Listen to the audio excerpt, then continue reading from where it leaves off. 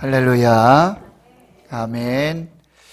우리는 개인적으로 또 가정적으로 사회적으로 국가적으로 위기를 만날 수가 있습니다.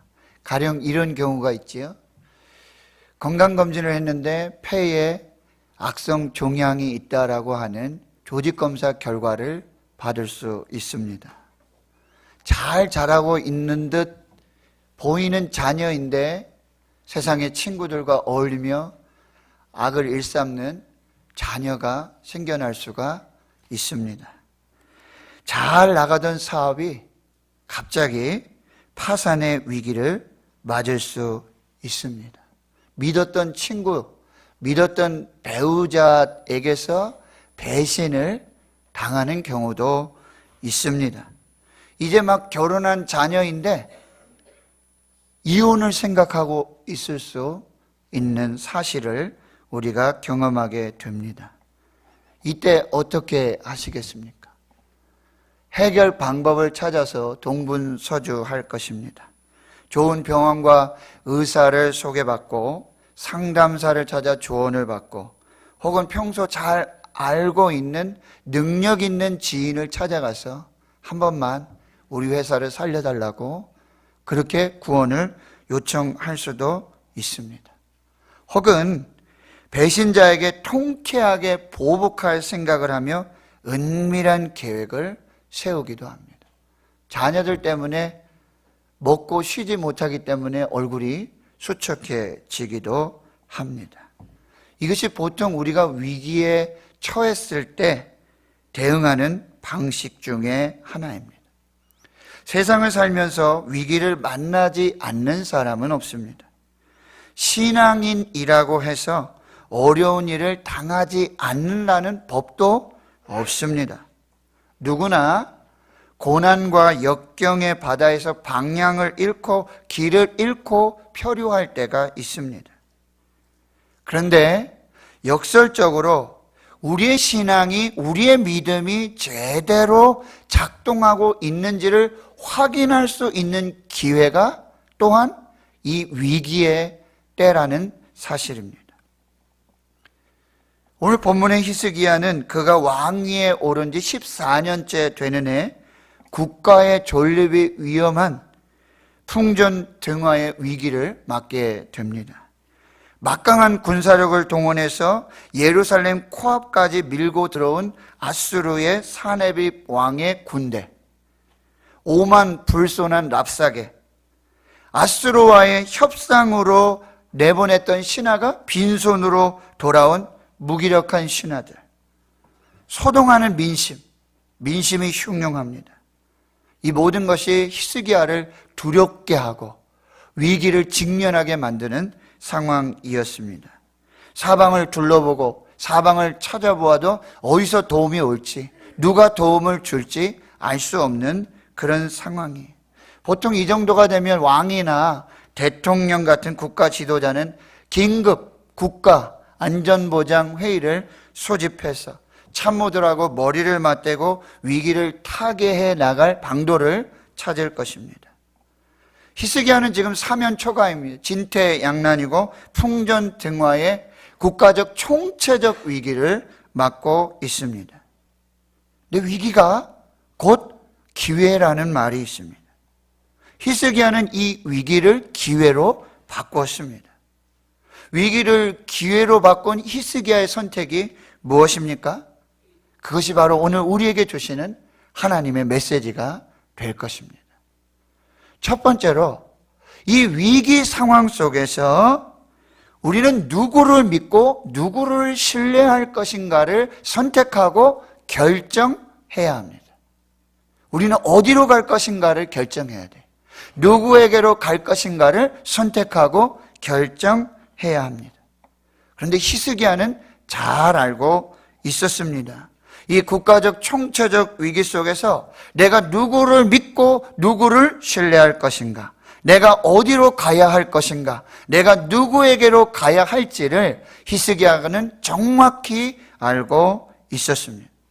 그래서 히스기야는 주저없이 한치의 망설임 없이 여호와의 전으로 하나님 앞으로 나아갔습니다. 그리고 기도했습니다.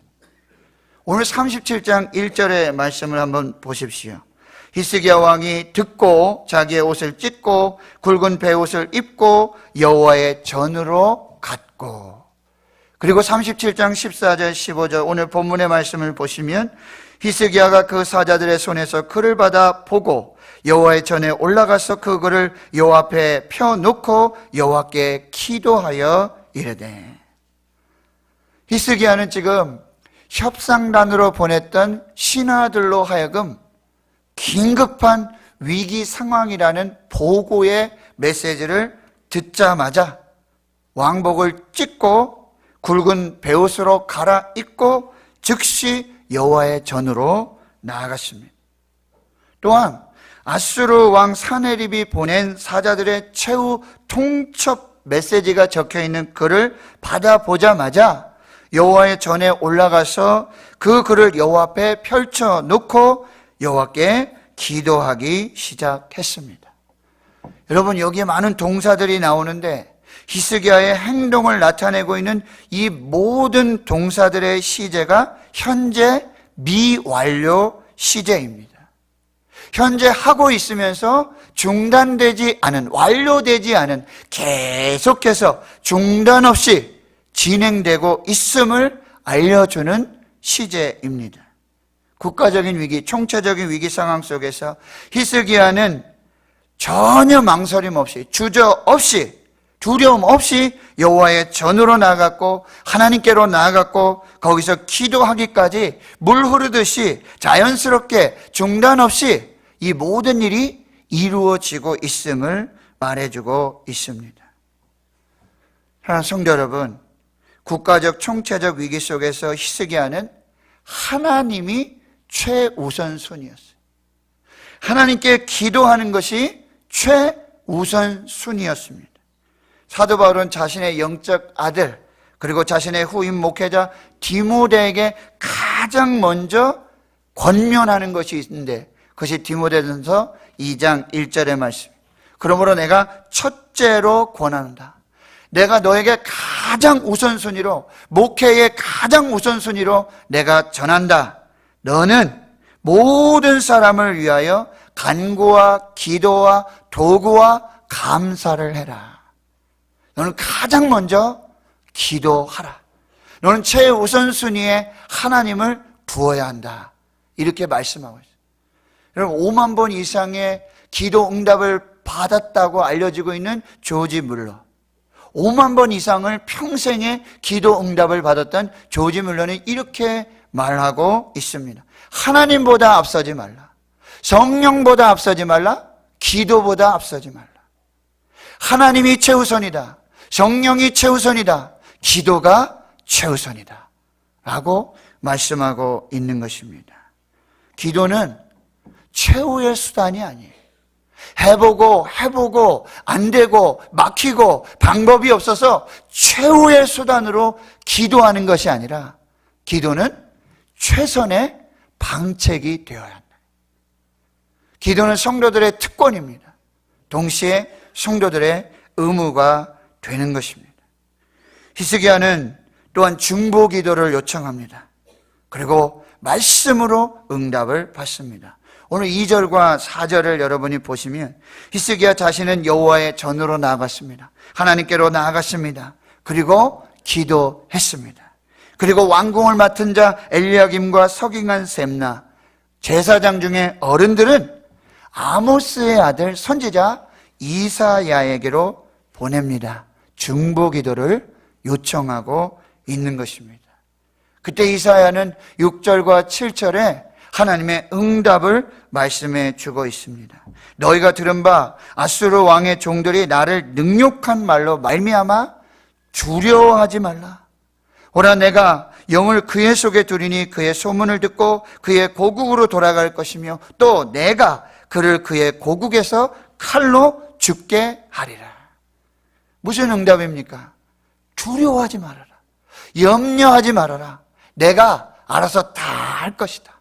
내가 한 영을, 이 영은 성령 루아우를 가르치는 말씀인데요, 선한 영이 아니라 이 악한 사탄 마귀를 흔들리게 만들고 그렇게 해서 하나님의 역사가 드러나도록 교란시키는 그 영을 그 속에 둘 것이고, 그가 고국으로 돌아갈 것이고, 그는 거기서 내가 칼에 죽게 만들 것이다. 두려워하지 말아라. 내가 다 할 것이다. 이 기도의 응답을 받게 되는 것입니다. 사랑하는 성도 여러분, 개인적으로, 가정적으로, 교회적으로, 국가적으로 우리 위기를 만날 수 있어요. 진퇴양난의 위기, 사면초가의 위기, 풍전등화의 위기를 만날 수 있습니다. 그 위기를 지금 지나가고 계시는 분이 있습니까? 주저하지 마십시오. 망설이지 마십시오. 고민하지 마십시오. 다른 데로 가지 마시고, 다른 사람 찾지 마시고 하나님께로 나아가실 수 있기를 축원합니다. 여호와의 전으로 나아가실 수 있기를 축원합니다. 거기서 하나님께 기도하시기를 축원합니다. 이게 히브리서 4장 16절의 말씀이에요. 그러므로 우리는 긍휼하심을 받고 때를 따라 돕는 은혜를 얻기 위하여 은혜의 보좌 앞으로 담대히 나아갈 것이니라. 시편 121편 1절과 2절. 내가 눈을 들어 산을 보리라. 나의 도움이 어디서 올까? 나의 도움은 천지를 지으신 여호와에게서로다. 시편 73편 28절. 하나님께 가까이 함이 내게 복이라. 내가 주 여호와를 나의 피난처로 삼아 주의 모든 행적을 전파하리이다. 시편 146편의 3절에서 5절. 귀인들을 의지하지 말며 도울 힘이 없는 인생도 의지하지 말지니 그의 호흡이 끊어지면 흙으로 돌아가서 그날에 그의 생각이 소멸하리로다. 야곱의 하나님을 자기의 도움으로 삼으며 여호와 자기 하나님에게 자기의 소망을 두는 자는 복이 있도다. 히스기야가 어떻게 했습니까? 하나님의 전으로 나아가실 수 있기를 축원합니다. 하나님께로 나아가실 수 있기를 축원합니다. 기도하실 수 있기를 축원합니다. 거기서 구원과 은혜와 생명의 역사가 시작될 줄 믿습니다. 두 번째는요, 그럼 히스기야가 믿고 의지하고 있는 하나님이 누구신가? 그 하나님이 누구신가? 그것은 16절에서 20절까지의 말씀, 이 히스기야의 기도의 내용을 보면 우리는 분명하게 알 수 있게 되는 거예요. 히스기야는 하나님을 이렇게 부르고 있습니다. 하나님은 그룹 사이에 계신 하나님이십니다. 하나님은 땅에 계시는 하나님이 아니라 하나님은 하늘에 계신 하나님이십니다. 천상에 계신 하나님이십니다. 하나님은 이스라엘의 언약의 하나님이십니다. 하나님은 역사를 주관하시는 하나님이십니다. 하나님은 창조주 하나님이십니다. 이렇게 하나님을 신앙 고백하고 있습니다. 히스기야는 기도를 시작하면서 이 하나님의 왕되심, 킹십, 그리고 하나님의 주되심, 로드십을 분명하게 신앙 고백하고 있는 것입니다. 히스기야는 왕입니다. 그러나 히스기야는 이렇게 고백하고 있는 것이죠. 왕 중의 왕, 진정한 왕은 하나님이십니다. 하나님은 나의 진정한 주님이 되십니다 라고 고백하고 있는 거예요. 여러분, 이게 히스기야의 사도신경이에요. 우리는 예배할 때마다 여러분 사도신경을 우리는 암송하고 신앙 고백합니다. 우리가 믿는 하나님이 누구신지, 우리가 믿는 예수 그리스도가 누구신지, 우리가 믿는 성령님이 누구신지, 우리가 믿는 교회가 어떤 곳인지를 우리는 사도신경을 통해서 신앙 고백하고 있습니다.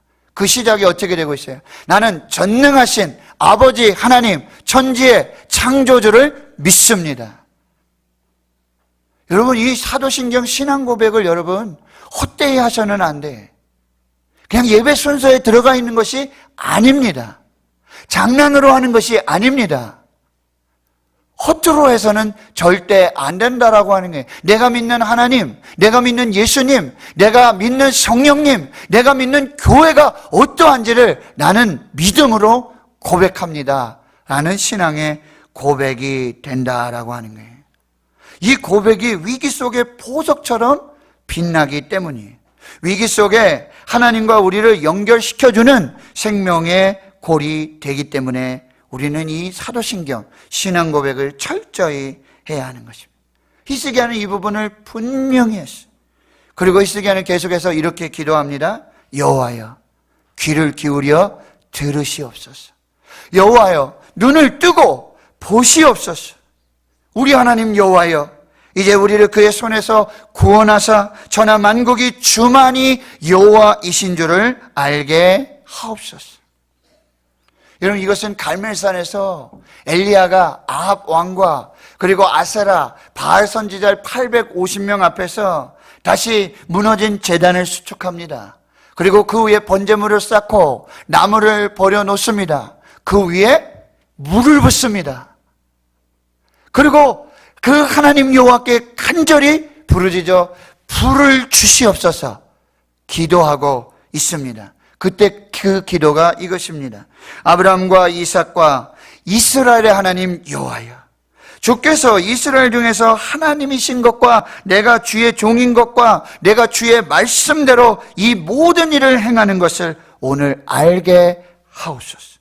여호와여, 내게 응답하옵소서. 내게 응답하옵소서. 이 백성에게 주 여호와는 하나님이신 것과 주는 그들의 마음을 되돌이키심을 알게 하옵소서. 구원하심과 전쟁은 여호와 하나님께 속하였는 줄 믿습니다. 요나가 물고기 뱃속에서 이렇게 고백하는 게 구원은 주께 속하였나이다. 다윗이 골리앗 앞에서 이렇게 선포하고 있는 것입니다. 여호와의 구원하심이 칼과 창에 있지 아니함을 이 무리에게 알게 하리라. 전쟁은 여호와께 속한 것인즉 그가 너희를 우리의 손에 넘기시리라. 하나님 성도 여러분, 우리가 믿는 하나님이 누구십니까? 그분은 우리의 왕 중에 왕이 되시는 줄 믿습니다. 주가 되시는 줄 믿습니다. 이 믿음으로 고백하고 이 믿음으로 기도할 때 모든 구원과 하나님의 역사가 나타나게 될 줄을 믿습니다. 세 번째로요, 우리는 기도하고 하나님은 일하십니다. We praise, God works. 우리는 기도하고, 기도하는 일은 우리의 할 일이고 응답은 하나님께 있는 줄을 믿습니다.